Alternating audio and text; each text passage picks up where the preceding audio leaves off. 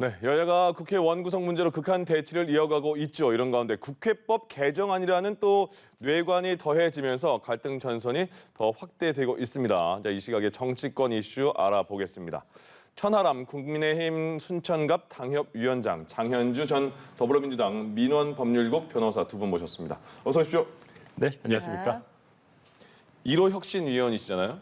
아직 임명이 안 돼서 임명 안 혁신위원 진 정도입니다. 아, 그렇군요. 진. 이제 다음에는 제대로고요. 예. 나중에 여쭤보겠습니다. 예. 국회 공백 사태 지금 방금 말씀드린 것처럼 조홍천 민주당 의원이 국회법 개정안을 발의하려고 해요. 근데 거기에 대해서 오늘 아침에 윤석열 대통령이 시행령에 대해서 국회가 수정 요구권을 갖는 건 위헌 소지가 많다 이랬거든요. 두 분 일단 법률가시니까 이 조홍천 의원의 국회법 개정안 간단하게 어떤 내용인 거죠? 사실 그렇습니다. 우리나라 법 체계상 따져보면요. 상위 법률, 그러니까 국회가 제정하는, 국회의원들이 국회에 모여서 본회의를 통과시켜서 제정하는 법률이라는 게 있습니다. 네. 그게 당연히 상위법이고요. 그다음에 행정부처에서는 그 상위법을 어떻게 하면 업무에서 실현시키기 위해서 뭐 총리령이라든지 대통령령 같은 시행령을 만들어서 집행을 하게 돼 있거든요. 네. 그렇다면 당연히 논리 체계상 하위 법령들은 상위 법령인 법률을 위배하거나 그 법률에서 위임한 취지를 넘어서는 입법을 할 수가 없습니다. 그런데 만약에 시행령을 통해서 정부가 뭔가 위에 있는 상위 법률을 넘어서는 권한들을 행사하는 법령을 만들어낸다면 네. 국회 입장에서는 이건 법률, 즉 국회를 통과해야 되는 것인데 국회를 패싱하는, 즉 입법권을 우회하는 어떤 그런 시행령을 정부에서 만드는 것이기 때문에 그 부분에 대한 제재를 해야 된다라는 논의이고요. 이 얘기는 사실 2015년도에도 한 번 있었습니다. 네. 당시에 야당이 이와 비슷한 취지의 법안을 발의해서 당시 이제 새누리당이었죠. 그래서 그때 유승민 대표가 합의를 해줘서 국회 본회의에 통과한 적도 있었습니다. 물론 당시에 박근혜 전 대통령이 거부권을 행사하면서 예. 이게 이제 없던 일로 되긴 했었는데요. 이번에도 마찬가지로 어떻게 본다면 하위 법령의 시행령이 그 위에 있는 상위 법률을 넘어서서는 안 된다는 법치주의 기본적인 원칙에 해당하는 법률이기 때문에 이 발의 자체는 제가 봤을 때는 크게 문제는 없다라는 생각은 듭니다. 윤석열 대통령이 오늘 아침에 출근길에 더 알아봐야겠지만 이런 단서는 달았지만 그래도 시행령에 대해서 수정 요구권 갖는 건 위헌의 소지가 있다. 그럼 왜 이런 언급을 했을까요? 네, 사실 시행령을 제정할 수 있는 권한은 헌법상 대통령의 권한입니다. 네. 방금 장 변호사님께서 대통령령은 뭐 법을 뛰어넘어서는 안 된다라고 하셨는데 그 시행령이 국회법을 위반하는지 아니면 뭐 범위를 뛰어넘었는지 이런 거에 대한 판단은 그럼 누가 하느냐? 대통령이 하는 게 아니고요. 예. 대법원에서 하는 겁니다. 그러니까 문제가 있다면 해당 시행령은 대법원에 의해서 무효로 판단이 되는 것이거든요. 예. 그런데 지금 이 개정안은 뭐냐 하면요. 국회, 그중에서도 국회 본회의도 아니고요. 각 상임위원회가 대통령령 봤더니 우리가 만들어 놓은 법안 취지랑 안 맞는 것 같아요. 그러니까 법안이랑 직접적으로 부딪히는 것도 아니고요. 예. 법안 취지랑 안 맞는 것 같으면은 마음대로 상임위가 수정 요구하면 무조건 수정해야 된다는 거예요.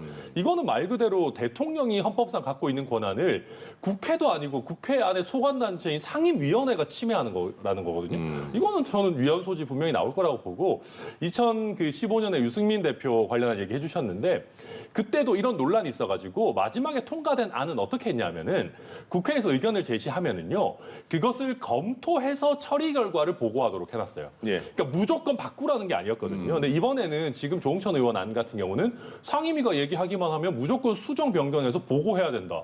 이거는 대통령령 제정 권한을 없애는 거죠. 이럴 바에는 이름을 왜 대통령령이라고 합니까? 국회령이라고 하죠. 예. 네. 그러면 그 민주당 지금 이 발의안이 아직 발의된 거 아니잖아요. 네, 그렇습니다. 민주당 당론으로 정해서 발의를 하려고 추진하는 건가요? 아직까지 그렇게 보기는 어려울 것 같습니다. 예. 다만 이 논의가 지금 새롭게 다시 나오게 된 것은 어떻게 본다면 한동훈 법무부가 인사정보를 관리할 수 있는 권한을 갖게 되면서 약간 문제의식이 다시 생긴 네. 것 같습니다. 왜냐하면 법무부는 사실 정보조직법, 그러니까 상위 법률에 의하면 인사정보를 관리할 수 있는 권한이 있는 어떤 근거들이 좀 빈약하거든요. 그럼에도 시행령을 통해서 법무부에게 인사정보를 관리할 수 있는 권한을 주었기 때문에 이 부분이 법체계에 맞지 않는다라는 이제 부분을 지적 지적하고 있고 야당에서는 이 부분을 권한쟁의 심판이나 헌법소원을 제기할 가능성까지 지금 살피고 있는 중입니다. 그러다 보니까 아무래도 정부에서 시행령을 통해서 상위 법률의 어떤 취지를 넘어서는 것을 좀 막아야 되는 게 아니냐라는 문제의식에서 지금 얘기가 나오는 것이고요. 예. 앞으로도 이것을 뭐 당론으로 할지 아니면 지금 조응천 의원의 발의 안에서 어떤 변화가 있을지에 대해서는 좀 지켜봐야 될 것 같습니다. 알겠습니다. 이번에는 국회 좀 민심에게 혼나는 시간인 것 같습니다. 왜냐하면 여야가 이제 큰 선거를 끝나고도 지금 화물연대 파업 계속 이어지고 있습니다. 일주일째.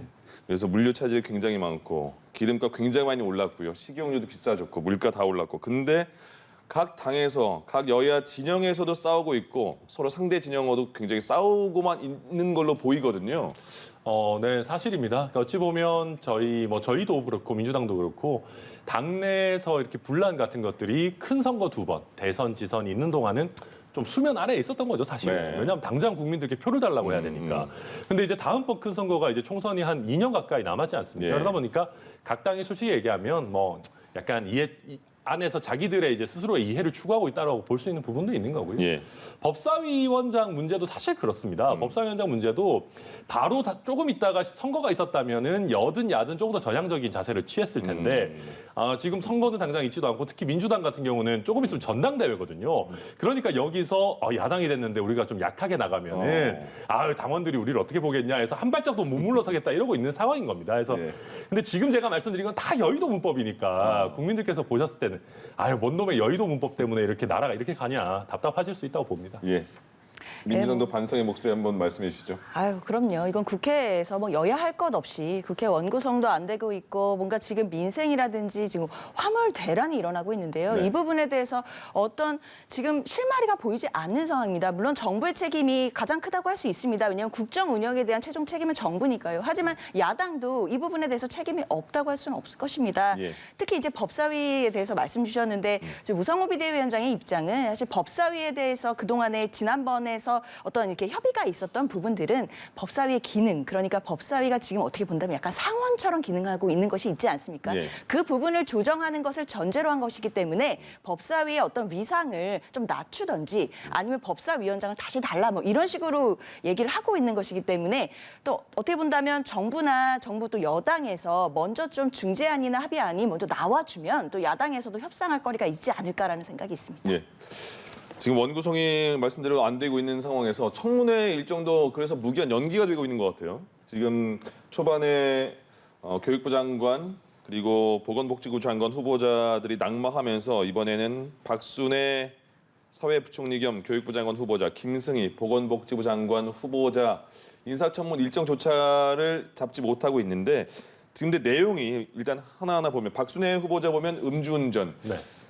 한 21년 전인가요? 네. 근데 수치는 굉장히 높습니다. 맞습니다. 예. 근데 교육부 장관으로 되느냐의 문제에 대해서 교육부 안에서도 음주운전 한 번만 해도 교장으로 올라가지도 못한다 우리는 이렇게 반대를 하고 있는 상황이잖아요. 그리고 또 하나 논문 중복 게재도 있고 강행할 수 있을까요? 청문회 통과 없이? 저는 강행 어렵다고 봅니다. 예. 뭐 오늘 나온 여론조사도 뭐 구체적인 수치를 얘기하면 또 이렇게 해야 되니까 짧게 말씀드리면 네.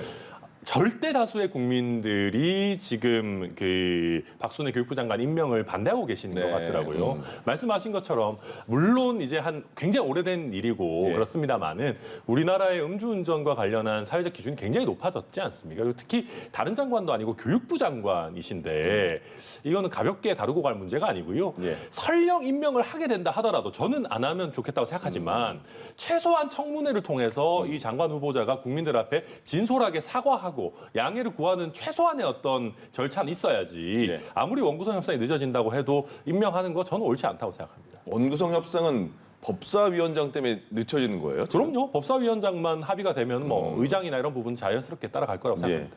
박순애 후보자는 말씀드린 것처럼 음주운전, 근데 뭐 벌금도 선고 유예됐고 논문 중복 게재. 김승희 보건복지부 장관 후보자는 막말 논란 있고 관사 갭 투자도 있고 정치 자금을 굉장히 여러 곳에 또 이렇게 많이 사용을 했더라고요. 예, 그렇습니다. 사실 언론에서 보도되고 있는 여러 의혹들만 보더라도 국민들의 어떤 이제 높아진 기준에 맞느냐라는 부분에 굉장히 의문을 표할 수밖에 없습니다. 예. 처음부터 약간 윤석열 정부의 인사검증 시스템이 제대로 작동하고 있는지에 대해서 국민들이 우려를 표하고 계시는 지점인데요. 특히 보건복지부 장관이라든지 교육부 장관 후보자는 그 전에 후보자들이 사실 그런 좀 문제들로 인해서 낙마하신 자리였습니다. 예. 그리고 게다가 또 어떤 워싱턴 포스트지나 뭐 김승희 부의장께서 여성에 대한 인사 부분이 부족하다는 지적을 받고 어떻게 보면 윤석열 대통령이 굉장히 순발력 있게 여성 두 분을 지명하신 자리였습니다. 네. 후보자로요. 그렇기 때문에 더더욱 국민의 한 사람으로서 좀 더 의혹이 없고 인사검증이 제대로 되신 분들이 오셨으면 어떨까라는 아쉬움들이 있었는데 그렇게 어렵게 여성 인사가 두 분이 되셨음에도 지금 여러 가지 의혹들이 국민적 눈높이에 맞지 않는다는 부분은 굉장히 아쉽고요. 윤석열 정부에서 정부가 성공하려면 당연히 인사가 만사이기 때문에 인사 부분을 잘 하셔야 될 텐데 특히나 요즘에 검찰에 편중된 인사로 굉장히 문제를 많이 좀 비난도 받고 계시지만 그것에 더해서 이렇게 문제가 있는 인사에 대해서는 좀 자체적인 검증 시스템을 조금 더 철저히 하셔야 되는 게 아닌가라는 아쉬움이 있습니다. 이 두 후보자는 말씀하신 것처럼 첫 번째 후보자들은 낙마했잖아요. 이제 두 번째 후보자인데 여기에 대해서도 임명할까 말까를 굉장히 부담스러워할 것 같아요. 대통령 입장에서도요. 아, 그럼요. 근데 저는 그냥 국민들의 관점으로 보면요. 두 번 낙마한다. 임명권자 입장에서는 조금 부담스러운 일인 것 같습니다. 예. 또 인사 라인도 혼나겠죠. 근데 그게 중요합니까? 솔직히 제대로 된 장관이 들어오는 게 중요하죠. 예. 우리 과거에 문재인 정부 때도 보면요. 한 두세 분 정도 묶어서 발표하면은 한 분이 큰 잘못 있으면 나머지 두 분 정도는 적당한 잘못 있어도 또 묻어가가지고 장관 운 좋게 되고 이런 일이 있었지 않습니까? 예. 아니, 그거는 정상적이지는 않아요. 그래서 우리가 임명권자, 그러니까 공급자 마인드가 아니고 국민들께서 어떻게 보시느냐 보고 두 번째면 어떻고 세 번째면 어떻습니까? 낙마가 필요하면 낙마시키는 게 저는 맞다고 생각합니다. 지금 혁신 위원 진의 입장에서 더 혁신적으로 말씀하시는 겁니까? 약간 그런 느낌이 있는 것 같습니다. 알겠습니다. 이준석 대표가 얼마 전에 취임 1주년이었죠. 그래서 우크라이나도 갔다 오고 기자 간담회를 했는데 거기서 굉장히 강한 발언이었던 것 같아요. 가장 중요했던 부분 중 하나가 공천 시스템화 하겠다. 그리고 또 하나가 이제부터는 1년 남았는데 자기 정치를 좀 해서 당의 색깔에 자기 의사를 많이 반영하겠다. 여기에 대해서 들을 때 그럼 지금까지 1년은 본인 정치는 많이 뺐었던가 본인 정치의 느낌도 많이 났었는데 네. 이 1년 기자 간담회 어떻게 보셨어요? 지금까지도 뭐 본인의 그 이슈 주도력은 뭐 마음껏 보여줬었죠. 근데 이제 이준석 대표 이 얘기는 뭐냐면은 처음에 본인이 당대표가 됐을 때는 당의 근본적인 체질 개선을 하고 싶었던 것 같아요. 네. 그러니까 공천 얘기도 이게 단순히 공천으로 해서 내 사람 알박기 하겠다 이런 게 아니라 우리가 인재를 어떻게 찾아내고 길러내고 등용하는지 시스템 자체를 좀 개혁하겠다라는 얘기로 저는 이해가 되거든요. 예. 근데 지금까지는 보면 대선 치르고 지선 치르고 하느라 이준석 대표가 본인이 많이 드러나는 공격수 역할은 굉장히 열심히 했죠. 근데 냉정하게 말해서 또 근본적인 개혁을 했냐? 저는 솔직히 잘 모르겠거든요. 그렇다고 하면 국민들께서 이준석이라는 새로운 리더를 저희 당에 뽑아주셨을 때는 근본 체질을 좀 개선해라라는 거 아니겠습니까? 예. 그래서 이준석 대표도 자기 정치라는 말이 본인 뜻대로 당을 개혁하는 근본적인 작업을 하겠다라고 저는 선포한 거다. 이렇게 이해가 됩니다. 정진석 의원이 이제 국민의힘의 최다선 의원이잖아요. 국회 부의장도 지금 그 높은 자리에 있고. 근데 당대표 이렇게 계속해서 어떻게 봐야 될까요? 치열한 싸움 이상으로 좀 보기 안 좋을 정도로 격하게 싸우고 있는데 어떻게 보이세요? 사실 이준석 당대표 좀 스타일이 네. 본인이 좀 한마디도 좀 지지 않고 정면 돌파를 하거나 정면 승부를 해야 된다 좀 이런 좀 성향인 것 같습니다. 네. 좀 이준석 당대표 스타일에 맞는 좀 행보인 것 같기는 해요. 근데 다만 이준석 대표가 그동안 대선과 지선을 승리한 또 대표로서 분명히 성과들이 많이 있습니다. 네. 물론 또 그와 또 대비되는 방향에서 또 아쉬운 점이나 이런 또 비판받는 분들도 있고요. 예. 당연히 공과 과가 있을 텐데요. 문제는 이제 24일 곧 있을 윤리위원회의 어떤 징계 부분입니다. 물론 이준석 대표 같은 경우에는 본인은 이제 무결하기 때문에 아무 상관이 없다라고 말씀하고 계시지만 여러 당 안팎에서 보고 계시는 분들은 24일 윤리위원회의 어떤 결정이 굉장히 분수령이 될 거다라는 이제 평가들이 많이 있는데요. 27일로 옮겨졌죠. 27일 옮겼습니까? 네. 뭐 그렇다라고 한다면 27일에 있을 윤리위원회 그 심판 자체가 어떻게 될지가 어떻게 보면 이준석 대표 입장에서는 굉장히 정치적인 큰 하나의 어떤 그 지점이 될 것인데요. 그렇기 예. 때문에 그 전까지 본인의 좀 승부수를 띄우고 목소리를 조금 더 키우는 이런 모습으로 좀 보이기는 합니다. 그럼 당내에서는 지금 현재 밖에서 볼 때도 그런 느낌이 있는 것 같은데 이른바 친윤계가 윤핵관 집단이 당대표를 지금 좀 밀어내는 그런 분위기가 있는 겁니까? 저도 사실 그런 걸 되게 걱정을 했어요. 예. 정진석 부의장님이 이렇게 우크라이나 행을 공격하고 나오셨을 때. 근데 다행히 그러지는 않은 것 같습니다. 그러니까 권성동 원내대표가 한 발 정도 걸치면서 참전하시는가 했는데 예. 바로 우리는 뭐 이준석 대표 존중하고 한다라고 하면서 선을 그으셨어요. 그러면서 정진석 부의장의 의견을 중진 의원 1인의 의견이다라고 했거든요. 그래서 만약에 윤석열 대통령께서 이준석 대표에 대한 악감정이 있었거나 아니면 윤핵관이라고 불리는 그 그룹 전체에서 이준석 대표에 대한 공격을 하려고 했다라고 한다면은 저는 정진석 의원 1인이 아니라 굉장히 많은 뭐 장제원, 뭐 윤한홍, 이철규 이런 분들이 다 참전을 했지 않았을까 싶은데 그런 건 아닌 것 같아서 저는 이건 정진석 의원의 개인적인 의사표명 아니었나 이렇게 이해가 됩니다. 민심 한번 들어볼래? 이거 맞는 거죠. 민들레. 예. 네, 그게 그렇죠. 준말이잖아요. 예. 장제원 의원이 대표적으로 이걸 만들려고 하다가 권성동 의원이 제지를 하니까 윤석열 정부에서 성동이 형과의 갈등은 없을 거다 이렇게 해서 본인은 빠졌습니다. 그래서 이게 좀 약간 미뤄지는 것 같은데 이 모임은 단순히 공부 모임이라고 생각하는 게 맞을까요? 저는 정치에서요. 예. 실제도 중요하지만 그것보다도 보여지는 게 어찌 보면 더 중요합니다. 지금 우리 그 정권의 최대 실세라고 할 만한 인수위원회 갔다 온 의원분들이 모여가지고 예. 게다가 장관이 됐든 뭐 정부 고위 관료가 됐든 누구를 불러다가 세미나를 한다. 물론 참여하는 분들은 순수한 공부 모임이다라고 할 수가 있어요. 근데 바깥에서 봤을 때 그걸 순수한 공부 모임이라고 보겠습니까? 그래서 정치에서는 보여지는 게 굉장히 중요한 거기 때문에 예. 권성동 원내대표가 또 과거에 저희가 특히 친이 친박 논란으로 굉장히 고통을 받았던 당이기 때문에 이런 정도로 이렇게 좀 뚜껑을 닫은 거는 저는 굉장히 잘하신 거라고 보고 있습니다.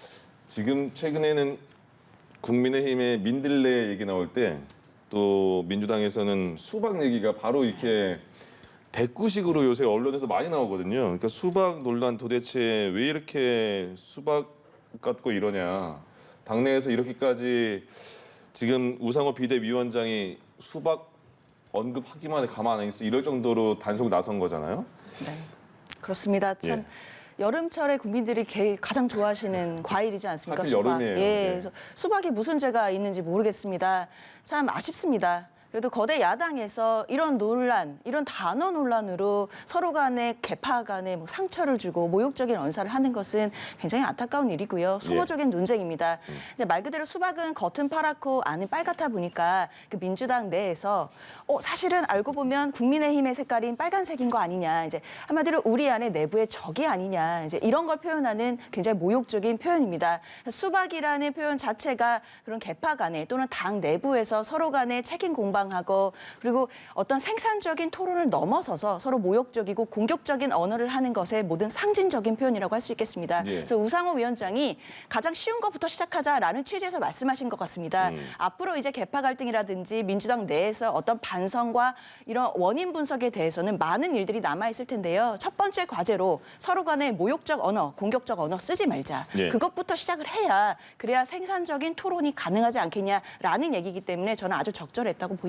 제가 국회에서 뭐 정말 상스러운 언어를 쓰는 거는 국민이 정말 표로 뽑아준 사람들인데 정말 보기 안 좋은 것 같은데 그럼 민주당 내에서 개파처럼 해도 없애자 이런 말이 나오고 있는데 그것도 또 김남국 의원이 반발했잖아요. 네, 근데 그렇습니다. 개파 갈등은 뭐 어떻게 해야지 조금 풀릴까요 지금? 사실 굉장히 간단치는 않을 것 같습니다. 그리고 원래 정당이라는 것이 다 개파가 있기 마련입니다. 그래서 개파 자체가 있다는 것 자체가 뭐 나쁘다라고 하긴 어려울 겁니다. 다만 그 개파가 갈등이 되어서 서로 간에 어떤 국민을 위한 정책을 놓고 싸우는 것이 아니라 지금처럼 앞으로 있을 공천권이라든지 뭐 당권이라든지 이런 걸 놓고 경쟁하는 모습을 국민들께 보일 때 또 실망을 시켜드리는 것이고 과연 민주당은 반성과 쇄신을 하는 사람들이냐 이런 의문을 불러일으키기 때문일 것입니다. 있습니다. 예. 그렇다고 한다면 저런 얘기들 또 동료 의원들을 향한 뭐 도둑이니 뭐 수박이니 이런 얘기들은 이젠 나와서는 안 되는 것이고요. 계파를 넘어서서 본인들이 잘못이 무엇인지를 먼저 말할 수 있는 좀 정치가 돼야겠습니다. 대선 전에도 김건희 여사의 그 녹음 파일에서 나왔던 것처럼 윤석열 대통령이 노무현 전 대통령을 굉장히 존경했다. 네. 눈물까지 쏟았다 이런 얘기 있었잖아요. 김건희 여사가 오늘 봉화마을에 가서 노무현 전 대통령 묘역 참배하고 권양숙 여사를 예방한다고 합니다.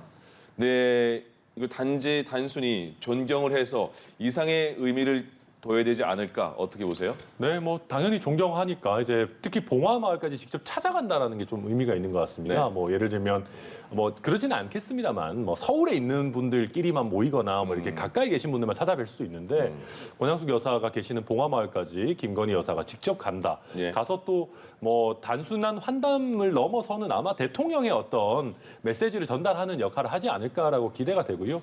그리고 지금 이제 김건희 여사 입장에서도 보면 권양숙 여사 외에도 다른 이제 우리 그 전 대통령의 배우자분들을 좀 만나겠다는 거 아니겠습니까? 예. 만나면서 자기만의 어찌 보면 그 대통령 배우자 상을 만들어가는 과정이라고 봐야 될 것 같아요. 어느 정도 적극적으로 나설지, 어느 정도 역할을 할지 이걸 스스로도 좀 감을 잡아가시는 그런 과정이다. 저는 그렇게 해석이 됩니다. 이게 그 단독 첫 행보잖아요. 그렇습니다. 근데 또 말씀하신 것처럼 문재인 전 대통령, 김정숙 여사도 예정이 돼 있다고 하고요. 어떻게 보세요? 정치적으로 의미는요? 지금 말씀 주신 것처럼 김건희 여사가 단독으로, 그러니까 공식적으로 단독 행사 일정이 어떤 것일 거냐에 대해서 굉장히 그동안 주목이 많았습니다. 관심도 많았고요. 예. 근데 그 첫 행보가 이제 봉화마을을 가시고 또 김정숙 여사도 예방하실 거다. 이제 이런 얘기들이 나오니까요. 예. 사실 어떤 정치 진영을 넘어서서 좀 통합의 행보를 보여주시는 것이기 때문에 이런 부분은 분명히 긍정적으로 평가를 해야 될 것 같습니다. 그래서 뭐 그런 부분을 계속 보여주시면서 윤석열 정부가 지금 좀 통합의 행보와는 좀 거리가 멀거나 부족하다라는 평가들도 받고 있기 때문에 아무래도 윤석열 정부에서도 좀 통합의 행보 그리고 야당과의 협치 이런 부분에서 조금 더 물꼬가 트일 행보가 될 수 있었으면 하는 기대가 있습니다. 알겠습니다. 백운규 전 산업통상자원부 장관 검찰이 구속영장을 청구를 했습니다. 그러니까 산업부 블랙리스트 의혹을 받고 있는 거고 압수수색도 당했고. 근데 과연 여기서 끝날 것이냐 그 보도를 보고 그러면 문재인 정권 청와대 그리고 마지막에 문재인 전 대통령까지 노리는 거 아니냐 이런 얘기가 나오는데 어떻게 보십니까? 예, 뭐 죄가 없으면 처벌 안 받을 거기 때문에 뭐 노린다 이런 표현까지는 약간 이제 과하다고 생각하고요. 예. 다만 이 환경부 블랙리스트 사건과 산업부 블랙리스트 사건이 논리 구조는 거의 비슷합니다. 근데 왜 이게 굉장히 오래 수사가 이루어졌냐면요. 산업부 산하기관들이 덩치가 훨씬 큽니다. 뭐 보면 대부분 한전의 발전 자회사 이런 데들이거든요. 거기는 한 해 매출이나 뭐 다룬 예산 이런 게 어마어마한 규모입니다. 그러다 보니까 산업부 쪽 블랙리스트를 잘못 건드리면 이게 단순히 산업부 장관에서 끝나는 게 아니고 청와대 안에 있는 결제 라인까지 쭉 올라가는 거 아니냐라는 우려가 사실은 있었던 거거든요. 예. 그러다 보니까 이제 언론에서도 백운규 전 장관이 구속이 된다라고 하면은 이게 과연 여기서 끝나겠냐. 청와대랑 소통 없이 할 수는 없는 스케일인데 이런 뭐 당연히 예측은 나올 수 있다고 저도 생각합니다. 네. 사실 이제 위원장이 말씀해주신 부분이 저도 이제 비슷하긴 하는데 조금 보는 관점이 다릅니다. 왜냐하면 네. 이제 환경부 블랙리스트 사건과 이번 이제 산업부 블랙리스트 사건은 굉장히 구조가 거의 동일합니다. 그렇다고 한다면 환경부 블랙리스트 사건이 올해 이제 2022년 1월에 그 저기 김은경 전 장관이 2년형을 확정 판결을 받았거든요. 그러면 2022년 1월 그러니까 올해 1월에 그 확정 판결 받을 때까지 거의 한 3년간의 시간을 사실 산업부 블랙리스트 사건에 대해서 검찰이 수사를 진행하지 않았었거든요. 근데 그 이후에 이제 올해 한 3월 정도부터 수사가 갑자기 급격히 진행이 되면서 압수수색도 하고 백운규 장관도 불러서 이제 소환 조사도 하고 이제 구속영장 청구도 하는 이런 과정들이 신속하게 진행이 되고 있습니다. 예. 아무래도 시기상 3년 동안 묵혀놨던 것을 왜 이렇게 빨리 수사하는지에 대해서 그런 좀 국민적인 의구심을 갖게 되는 것 같습니다. 물론 이제 검찰에서 이제 영장 청구나 이런 것을 통해 이제 알아서 이제 수사를 하게 되겠지만요. 이 수사 과정에서 당연히 공정과 정의에 맞게 수사를 해야 국민적인 의구심이 없을 것입니다. 알겠습니다. 여기까지 하겠습니다. 자, 지금까지 천하람 국민의힘 혁신위원 진겸 순천갑 당협위원장 장현주 전 더불어민주당 민원법률국 변호사 두 분과 함께했습니다. 고맙습니다. 맞습니다. 감사합니다. 고맙습니다. 예.